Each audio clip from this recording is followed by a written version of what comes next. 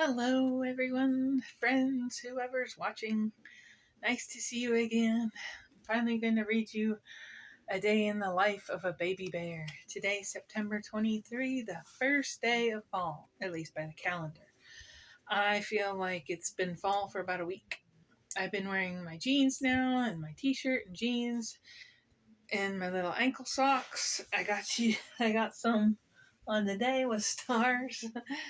I've been enjoying wearing those. I'm going to read this today. Anyway, I went to another used bookstore this week, one of my favorites down in Chattanooga, called McKay. Everybody says McKay's, but it's McKay. And you can find some really interesting things down there. I'll have to show you the next time. I didn't get prepared.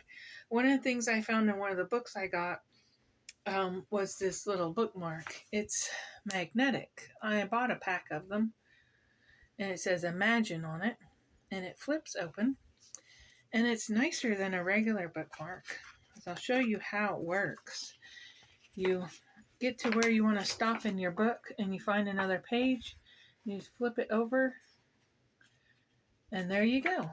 And then it's in your book, and it doesn't mess it up. I was always taught never to fold pages down. And you see a lot of people do. This book is already kind of bent up, so I'll show you on one of them that they'll come to a stopping point and they will just bend the page down. Well, I've come upon an old book years later that had a page that was bent down, and I always go through and I fold them back, and it broke off. It was so old. So you never want to do that to your books. Another thing you never want to do is to be eating or really drinking anything when you're doing books. I was sitting in church the other week. This one has a sticker on. I'm going to pick it off. I was sitting in church the other week, and I took a sip of my water, and I spilled a little, and it hit my Bible. Now, I always take water to church, in case you have a little tickle in your throat. I didn't used to when I was younger, but as I've gotten older, I find that it's handy to carry water with you. My mom used to, and I guess now I've gotten to where I was her age when I was little. What she does now, what she did. I'm about her age. Sorry, I'm about her age when I was little. I'm about her age when she was carrying water around. And for years, I've understood it because I'd get thirsty, and sometimes I wouldn't use water, but at least I had it with me in case I needed it. And sometimes it's good because you take, little aspirin or whatever you take for a headache. You might carry some of those in your purse. I know I do for various reasons, but if you have a headache, you have that water to take something with it. And I always learned to carry a granola bar or something because I was, that's another long story. But I don't like to be without anything to snack on. You never know what kind of position you're going to be in. I probably weigh a little more than I should, but anyway, that's just the way it goes. So back to the water. So I had spilled a little on my Bible, and my Bible pages are so thin, I can't use a highlighter marker. I have to use it's almost like a crayon to highlight the verses, like John 3:16 and 17. So I have to use that because the pages are real thin, and that water it hit one page, but it went through like several layers, and I had to hold it open, and it's all wrinkled now. So you also come upon books that have like food in them, so you don't want to be, when you get older, you can like read while you're eating, but still, even I'm older and I'm careful, and I can make a mess. So I don't usually eat when I read. And when you do go to read, you want to make sure your hands are clean, because books can last a long time. I know everybody's into ebooks now, and I do have thousands of those, and they've come in handy. If you can just carry like one little device and you can have so many books on it, it's good when you go on an airplane. But the last time I was on an airplane was in I think 2012 or 2013. So it's been a long time since I've been on an airplane, and I haven't traveled that way in a while. So anyway, back to the story, A Day in the Life of a Baby Bear. And we got this for my brother-in-law to read, and after I read it to you, I'm going to give it to him. This is by Peter and Susan Barrett. It's WhistleStop, Troll. I guess that's who wrote it. Oh yes, my husband and I went and rode a train yesterday, so we like trains. So I'm going to try to find some train books. One day in the late autumn, a mother bear made a den beneath the branches of a fallen birch tree. She knew winter was coming. Even her thick black fur coat could not protect her from the cold north wind. She crawled into her den, and there she slept all winter, curled up in a tight, furry ball. There's her den, and there she is, all asleep. Look at that big foot.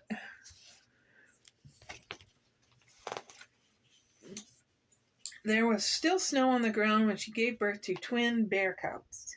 The babies were tiny, no bigger than a man's hand. I have a woman's hand, so. Their eyes were closed. They had no fur, but their mother's long, shaggy coat kept them warm. They fed on their mother's milk and grew a little bigger and stronger every day. Soon they opened their eyes and began to grow soft, fluffy fur. There's the two bears. One's darker and one's lighter. They're still in the den with Mama. One day the mother bear sensed a change in the air. She raised her head toward the sky and twitched her nose. She could smell the first scents of springtime, cherry blossoms, new grass, and fragrant wildflowers. It's a big picture. It's a snow pile, but these are flowers that have started to grow before the snow has gone away. The mother bear crawled out of her winter home, followed by her cubs. The cubs squinted and blinked in the bright sunlight. There they are. Now you can see their colors. They're different. The sun shone on their fur and showed the difference between them. One baby bear had a shiny jet black coat, while her brother's fur was a deep chocolate brown. Aren't they cute? I think all babies are cute, whether they're bears, lambs, cows, dogs, cats. So cute. At first, the mother and her cubs stayed close to the den. The cubs learned about life in the forest and how to climb trees to escape danger. When a raccoon came too close, the mother bear growled a warning, and the cubs scampered up the nearest tree. It's always good to listen to your mother, isn't it? There she is. She's telling that raccoon what for. See how little that raccoon is? And she told her cubs what to do, and there they are. He's standing in the tree like a little person. The cubs learned how to stand on their hind legs so they could see what was happening farther away. Probably seen all kinds of bear figurines where they're standing on their hind legs. They loved playing games, racing, romping, and wrestling with each other. The jet black cub was a little smaller than her brother, but she was quicker. All babies like to play. After a few months, the twins were big enough to wander through the forest. They followed their mother as she looked for all the things bears like to eat. Insects, grubs, plants, berries, and best of all, fish from the streams and the rivers. She's finding some grubs, and they're going berry picking.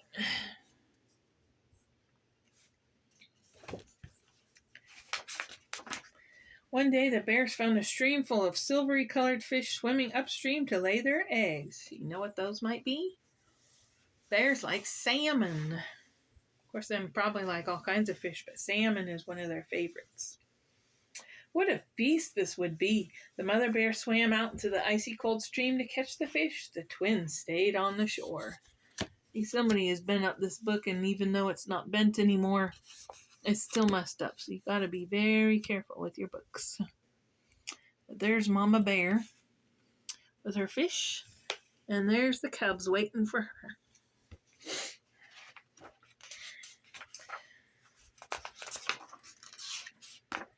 turning 2 pages there. The days grew warmer, and soon it was summertime. One day, when the sun was shining brightly in a clear blue sky, the bears returned to the stream. The cubs had grown braver since their first visit to the stream. This time, when their mother swam out into the stream, the twins followed her. How it is, it's up to her neck. The cubs were glad to escape the biting flies and to splash about in the cool water. You like to go swimming or play in the water? The cubs were so busy playing that they didn't notice their mother had returned to the shore. She had seen a huge black male bear at the water's edge. She thought her cubs might be in danger, so she bared her teeth and growled loudly to scare him away. You ever heard the phrase Mama Bear? Well, that's Mama Bear. There's the 2 cubs in the background. There's Mama Bear and the male bear. Mama Bear protects her cubs, and that phrase, Mama Bear, like a Mama Bear, she's gonna go after whatever's bothering her cubs. She'll tell them to go up the tree, and she'll protect them, like that. Out in the stream, the brown cub heard his mother's warning growls and swam back to the shore. His sister tried to follow him, but the current was too strong. The current began pulling her farther and farther from the shore. Oh no! She's getting pulled out. You think Mama's gonna go rescue her? The current swept the cub faster and faster downstream, carrying her toward a place where the stream joined a wide, deep river. The water splashed about her ears, spun her in circles, and pushed her past big boulders. The cub couldn't even cry for help. All she could do was keep her nose out of the water. Oh no! Here's the stream with the rocks in it, and there she is. It's all she can do to keep her nose above the water. It's scary. When her brother reached the shore, he realized his sister wasn't with him. The 2 cubs had never been apart before. He let out a long, frightened howl and began running along the bank of the stream. His mother raced after him, plunged into the water, and swam out to rescue her little cub. There he is running, and there's Mama. She looks like she just, whatever she's jumping out of, she's using it as a springboard. And she's coming to get baby. Little baby girl.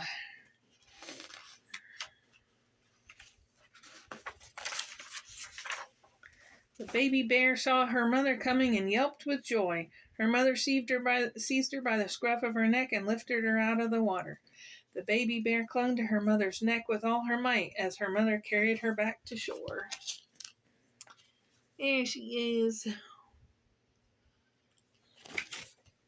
There she lay in the warm sun as her mother licked her dry, and her brother stood by, waiting to play. He looks like a little toddler boy. He's standing there. You think she's exhausted after that? I think I would be. Soon she was on her feet again, and the twins were doing what they enjoyed most, romping, wrestling, and chasing each other around in circles. She was ready to play again. For the rest of that summer, the baby bear stayed in the shallow water near the shore. Not even the tastiest fish could tempt her out into the stream. But by the following summer, she had become a strong swimmer. She was able to swim out into the deepest waters of the stream and catch fish herself. Someday, when she had cubs of her own, she would catch fish for them too. You think that's her? And you know that must be Baby Bear on the front, because she's the one that's black.